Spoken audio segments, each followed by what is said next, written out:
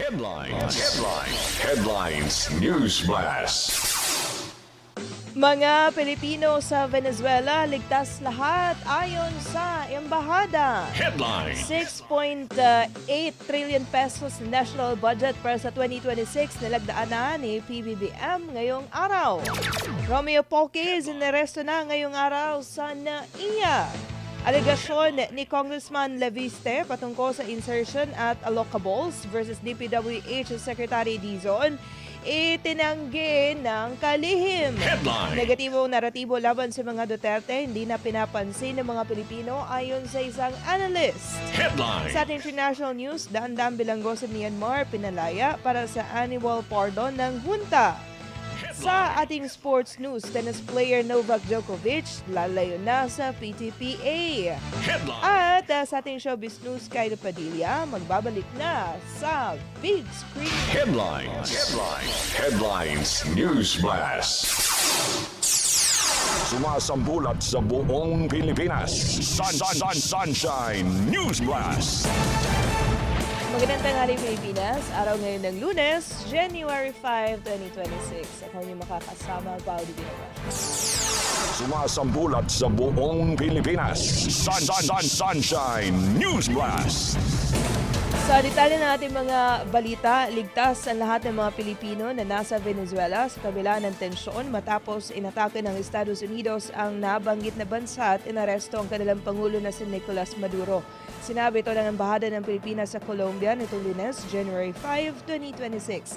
Nauna naman pinayuhan ng Embahada ng Pilipinas sa mga Pilipino sa Venezuela na manatiling alerto, maging maalam sa mga nagaganap at tiyaking may listahan ng mga emergency contacts sa gitna ng umiiral na tensyon. Ayon sa Department of Foreign Affairs, may kabuoang 74 na Pilipino na naitala sa Venezuela. Samantala, noong Sabado, January 3, 2026, Venezuelan Times, sinabi ni US President Donald Trump na dadakip ng Estados Unidos si Maduro. Sunshine News Blast. Nagbabala ngayon ang Department of Social Welfare and Development laban sa kumakalat na artificial intelligence o AI-generated videos. Kasunod ito sa isang video na nagsasabing mabibigay ang ahensya ng 3,000 pesos na cash assistance para sa mga estudyante ang magpaparehistro kaugnay sa naturang tulong. Gayunpaman, ang AI-generated video ay magtuturo lamang sa manunood patungo sa isang affiliate marketing link. Pinayuhan na ng ahensya ang publiko na maging mapanuri sa mga social media post na nangako ng pinansyal na tulong o pera. Hinikayat din ng DSWD ang publiko na beripikahin ang ganitong mga pahayag sa pamamagitan ng kanilang official website at social media accounts sa Facebook at DSWD Reserves, maging sa X, sa YouTube, sa Instagram at sa Viber. O sa Instagram ay DSWD Philippines at sa Viber ay DSWD Philippines pa rin. Sunshine News Blast. Nagbabala na rin ng Department of Education laban sa mga post sa social media na nagsasabing ang pagbabalik ng klase sa mga pampublikong paaralan ay sa susunod na linggo pa at hindi ngayong Lunes, January 5, 2026. Sa isang post sa Facebook, iginiit ng DepEd na ang pagbabalik ng klase ay ngayong araw alinsunod sa DepEd Order No. 12 Series of 2025 na nagtatakda ng school calendar. Kalakip ng kanilang babala ang isang screenshot na maling social media post kaugnay sa pinalawig umano na Christmas break ng mga estudyante. Pinaalalahanan din ng DepEd ang publiko na maging mapanuri sa mga ganitong post sa social media. Sunshine News Blast. MRT3 nakapagtala ng kabuoang 141.6 milyon na mga pasahero noong 2025. Si Eva Montero sa detalye ng balita. Nakapagtala ang Metro Rail Transit Line 3 o MRT3 ng kabuuang 104.6 milyong pasahero noong 2025. Ayon sa Department of Transportation, mas mataas ito kumpara sa 135.9 milyon commuters noong 2024. Iniugnay ng DOTR MRT3 ang pagtaas ng bilang ng mga pasahero sa ilang operational initiatives na ipinatupad sa buong taon. Kabilang na ang patuloy na pagpapatupad ng programang libre sakay. Nagpapasalamat ang DOTR MRT3 sa mga commuter sa kanilang patuloy na pagtitiwala at sinabing layo nitong magatid ng mas mahusay na serbisyo ngayong 2026. Para sa Diyos at sa Pilipinas kung mahal, Eva Montero, kapartner mo sa balita at serbisyo. Samantala, 4 na pulis iniimbestigahan dahil sa pagpapaputok ng baril noong New Year. Si Marjorie Corbo sa balita. Iniimbestigahan na ang 4 na pulis kaugnay ng umano'y pagpapaputok nila ng baril bilang pagdiriwang ng bagong taon. Kabilang sa mga sangkot ang isang Police Master Sergeant sa Surigao del Sur, isang Police Senior Master Sergeant sa Iloilo at ang patrolman sa Parañaque City at Cagayan de Oro City. Nitong Biyernes, January 2, 2026, sinabi ni Philippine National Police Acting Chief Jose Melencio Nartates Jr. na maaring matanggal ang mga ito sa serbisyo, lalo na kung matapos ang investigasyon at mapatunayang may pananagutan ng 4 na pulis. Para sa Diyos at sa Pilipinas kong mahal, Marjorie Corbo, kapartner mo sa balita at serbisyo. Kapartner News Blast. Samantala, CPP-NPA NDF hindi seryoso sa kanilang idineklarang holiday ceasefire ayon sa AFP. Si Almar Forzuelo sa report. Sinalubong ng mga personahe ng 2nd Infantry Division of Philippine Army ang bagong taon ng isang inkwentro laban sa mga natitirang miyembro ng komunistang teroristang New People's Army o NPA sa Abra de Ilog Occidental, Mindoro. Enero 1 araw ng Huwebes, nakasagupa ng mga tropa ng 76th Infantry Battalion, 1st Infantry Battalion, 59th Infantry Battalion at 5th Scout Ranger Battalion ang mga miyembro ng Komiteng Larangang Guerrilla Island Committee Mindoro o KLGICM sa ilalim ng Southern Tagalog Regional Party Committee sa Sitio Mamara, Barangay Cabacao na nagresulta sa 3 magkakasunod na enkwentro sa buong maghapon. Sa isang pahayag, sinabi ni 2nd Infantry Division spokesperson at Division Public Affairs Office Chief Colonel Michael Aquino na hindi sinsero ang CPP-NPA-NDF sa kanilang naunang idineklarang ceasefire para umano sa holiday season. Mariing pinabulaanan din ng AFP ang mga aligasyong ibinibintang ng komunistang grupong Karapatan Southern Tagalog patungkol sa umano'y hindi makataong inkwentro. Binigyan din ng AFP na lihitimo ang nasabing operasyon laban sa komunistang teroristang grupo upang matigil ang pananakot at karahasan sa komunidad. Nilinaw din ng AFP na ang paggamit ng air asset ay upang protektahan ang mga tropa na nakipagbakbakan sa mga rebelding NPA at nakalinya pa rin umano ito sa rules of engagement at walang sibilyan na nadamay sa nasabing misyon. Dagdag pa ng AFP na bago pa nangyari ang naturang inkwentro, na-recover ng mga sundalo ang nasa 42 anti-personnel mines at 100 handmade hand grenades sa Occidental Mindoro noong December 31, 2025. Patunayan nila na panluloko lang ng komunistang teroristang grupo ang umano'y holiday ceasefire. Para sa Diyos at sa Pilipinas kung mahal, Almar Forzuelo, SMNI News. Sunshine News Blast. Sa ibang ng mga balita, nilagdaan na ni Pangulong Ferdinand Marcos Jr. ang General Appropriations Act para sa fiscal year 2026 ngayong araw, January 5, sa Malacanang.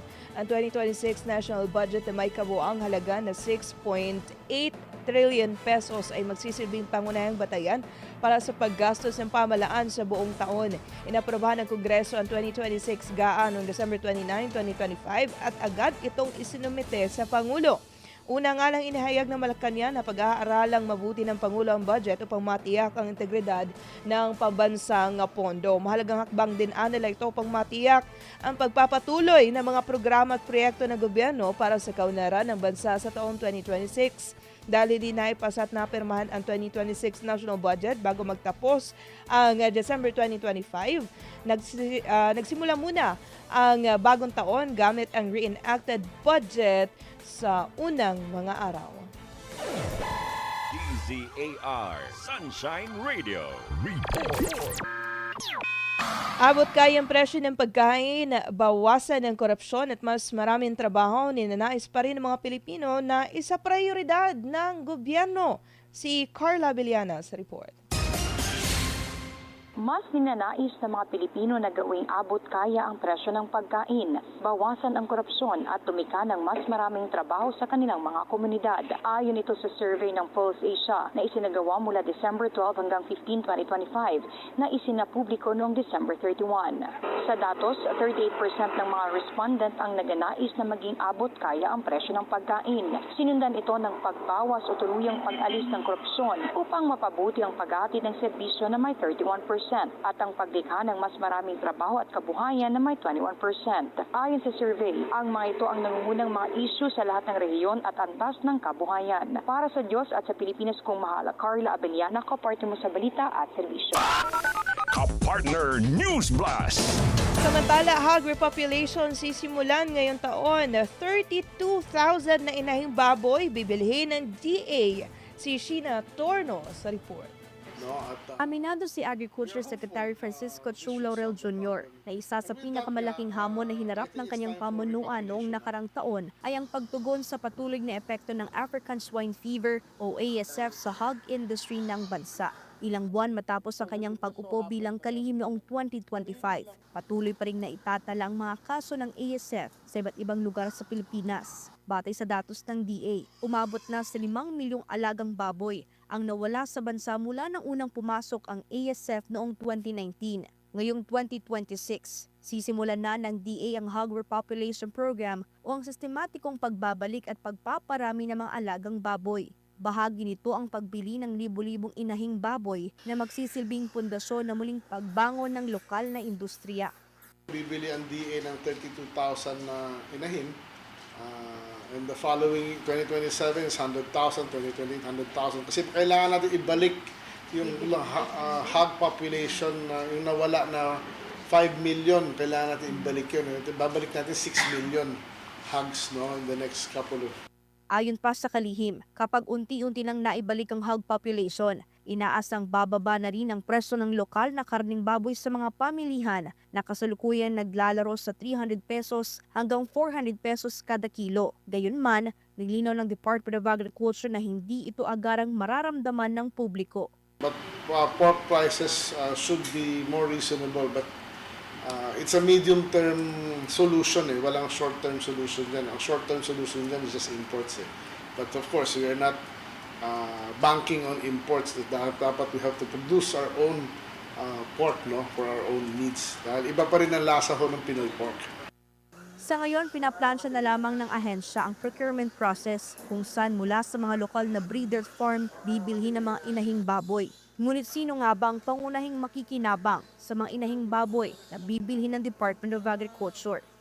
Ang plano namin is i-distribute itong 30,000 sa mga medium to large farms because they have the financial capability and the resources to support this big number. Tapos ang plano is kung binigyan sa big farm, lahat ng anak yan ng 10, yung 3 kukunin ng gobyerno.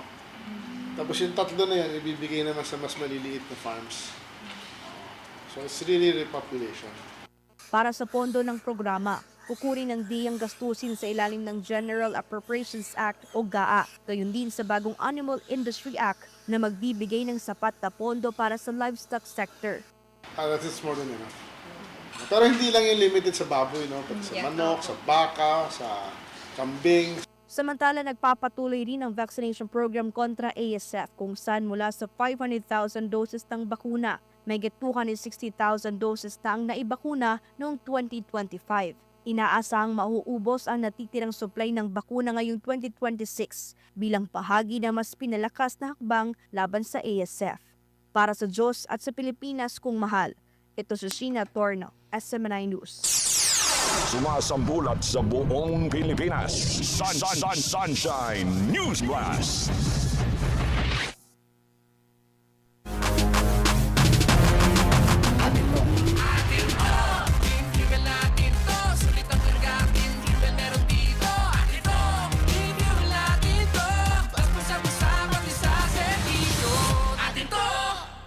Sunshine News Blast. Muling nagbabalik ang Sunshine News Blast. DZAR Sunshine Radio. Report. Samantala, NTF-ELCAC binalaan ng publiko laban sa mga mapaninlan na social media accounts ng CBP-NPA-NDF. Si Almar Fersuelo sa detalye ng balita. Val, binabalaan ngayon ng National Task Force to End Local Communist Armed Conflict or NTF-ELCAC ang publiko laban sa mga mapanilang at organisadong social media propaganda ng Communist Party of the Philippines, Two People's Army, National Democratic Front sa buong bansa.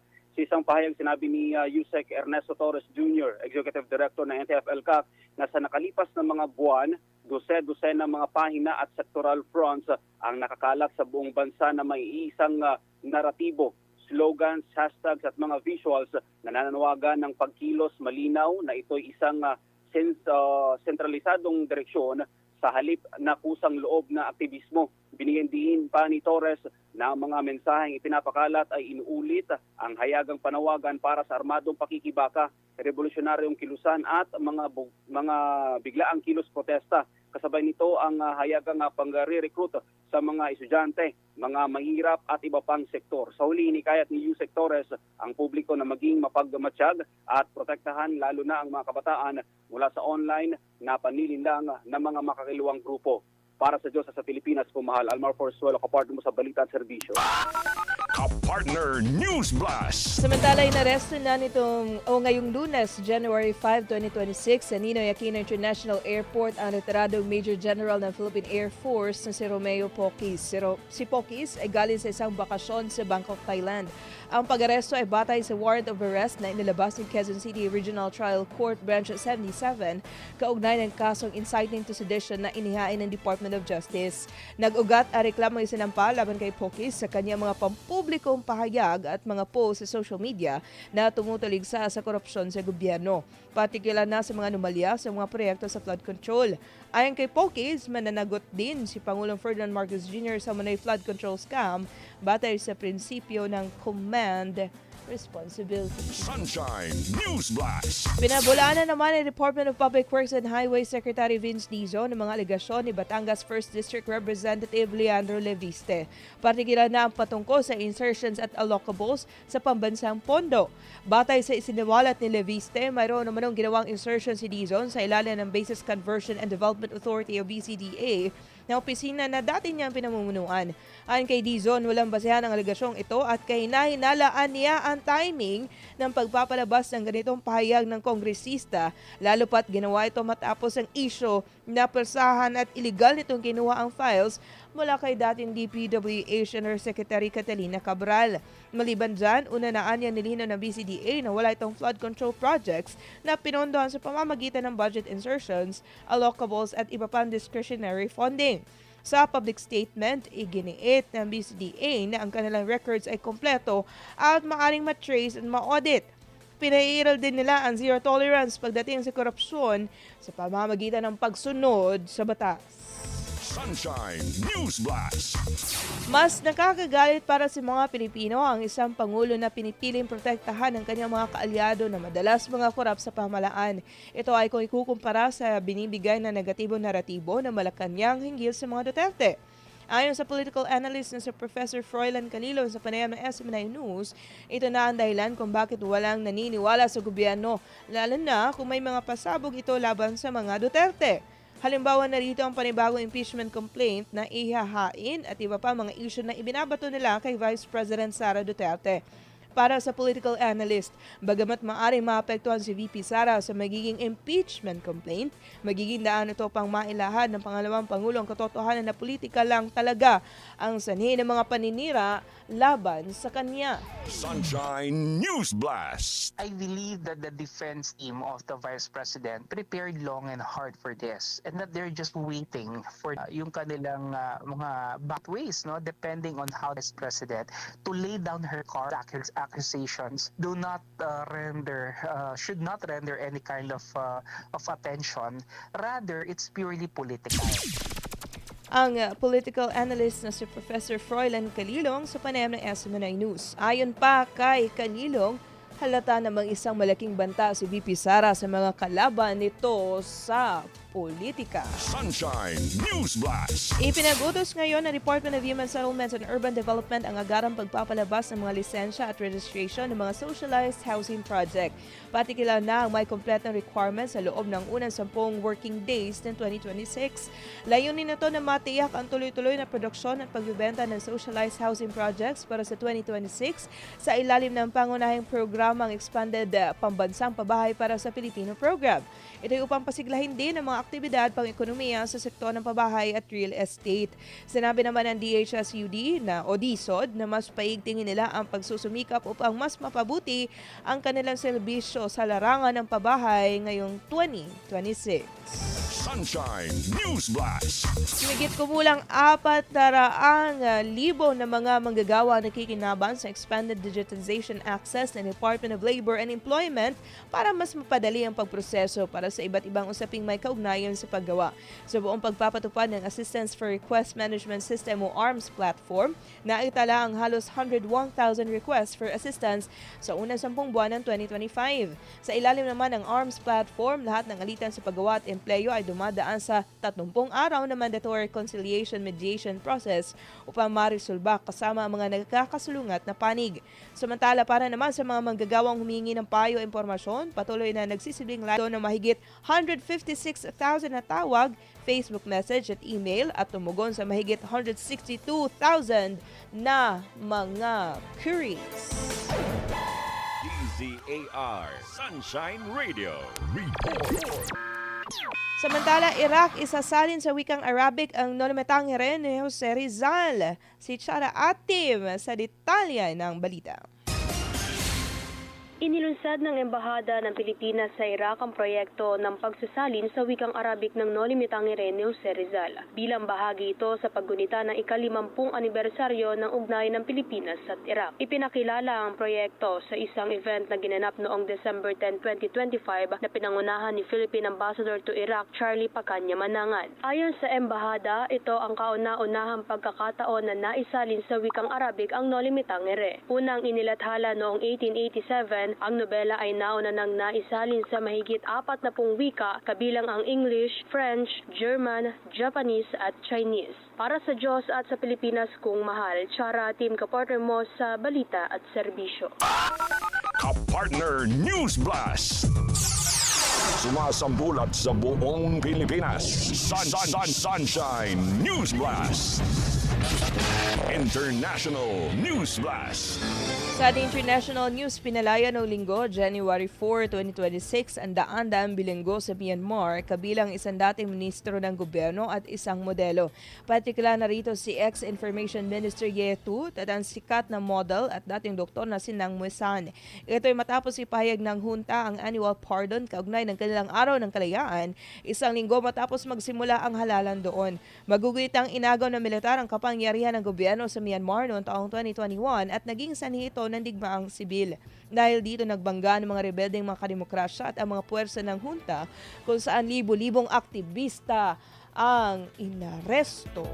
Sports News Blast. Tuluyan ng lalayo sa Professional Tennis Players Association o PTPA ang Serbian tennis player na si Novak Djokovic. Ito dahil sa kanyang mga concern tungkol sa kakulangan ng transparency at maayos na pamamahala sa loob ng organisasyon. Itinatag ni Djokovic ang PTPA kasama si Vasily Pospisil noong taong 2020 na may layuning palakasin ang representasyon ng mga manlalaro sa tennis. Ngunit, malinaw aniya na hindi natugma ang kanyang mga pinapahalagahan sa kasalukuyang direksyon ng organisasyon. Showbiz News Blast. Samantala, magbabalik na sa big screen si Kylie Padilla ngayong 2026. Sa kanyang social media, ibinahagi ni Kylie na makakasama niya sina Albert Martinez at Sheena Stevens sa upcoming film na pinamagatang The Lotto Winner. Kabilang din sa magaganap sa pelikula sina Robert Sina, Daniela Strainer, Karina Bautista at Milo Elmido. Inaasang mapapanood ang naturang pelikula sa Pilipinas sa February 18, 2026. Samantala, ayon kay Kylie, kinuna ng pelikula sa Canberra, Australia. Sumasambulat sa buong Pilipinas. Sunshine News Blast. Ang salita ng Ama sa pamamagitan ng hinirang na anak ng Diyos, Pastor Apollo C. Kibuloy. The Almighty Father will only see your genuineness when you are alone. It will reveal your true color. Makikita ng makapangyarihang Ama ang tunay mong pagkatao kung ikaw ay nag-iisa. Dito ay mabubunyag ang tunay mong kulay. At inyo natong hayan ang balitaan ngayong tanghali ng Lunes, January 5, 2026. Sa ngalan ng bupasan ng DZAR 1026 SMNA Radio at ng SMNA News, ako ang naging tagapagbalita, Val Divina Gracia, para sa Diyos at sa Pilipinas nating mahal.